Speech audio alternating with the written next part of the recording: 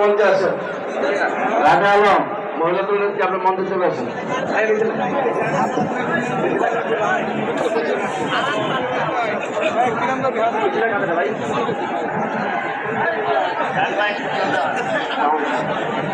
ইতিমধ্যে আমাদের মধ্যে বসে হচ্ছেন মোহাম্মদ আকরাম হোসাইন আহ্বায়ক হাতির থানার স্বেচ্ছাসেবক দল।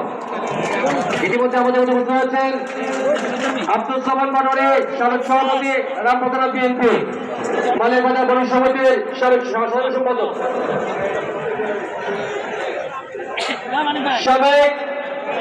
সাবেক যুব দলের রামপতনা যুব দলের সাবেক সাধারণ সম্পাদক আদর আলোচনার নেতৃত্বে একটি বিষয় হচ্ছে আমরা